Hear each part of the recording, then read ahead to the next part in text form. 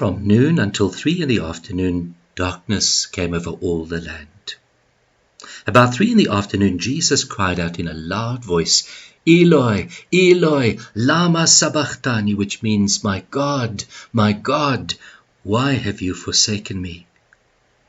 When some of those standing there heard this, they said, "He's calling Elijah." Immediately one of them ran and got a sponge. He filled it with wine vinegar, put it on a staff, and offered it to Jesus to drink.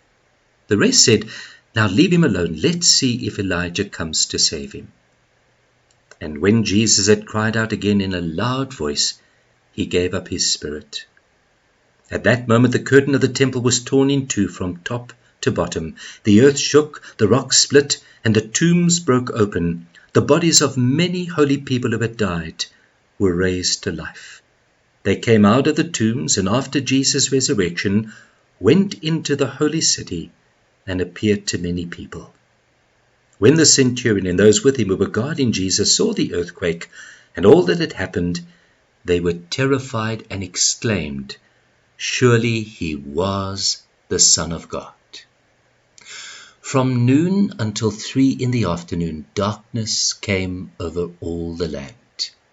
Folk, I want to suggest to you that this was in fact the darkest and yet at the same time the brightest moment in the history of mankind. It was the darkest moment, for Jesus cried out, "Eloi, Eloi, lama sabachthani," my God, why have you forsaken me?" But we need to recall that God is of purer eyes than to look upon sin.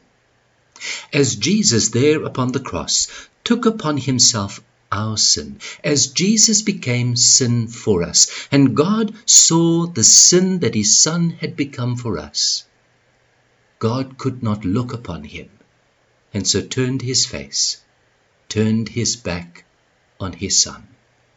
At that moment, Jesus paid the ultimate penalty of our sin. He was forsaken by God. The darkest moment, and yet at the same time, the brightest moment. For there, Jesus paid the ultimate penalty of our sin. And folk, in doing that, you will recall that the temple curtain was torn in two. It was violently ripped from top to bottom. And the significance thereof? Just this. A way was opened to God, a way back to God and into his presence. The brightest moment since the fall of Adam and Eve in the Garden of Eden. Now there is no need for a high priest, for Christ is our high priest who lives forever. Now there is no need for daily sacrifices. Christ is our once for all sacrifice. Now there is no need for a temple anymore, for we are the temple of the Holy Spirit.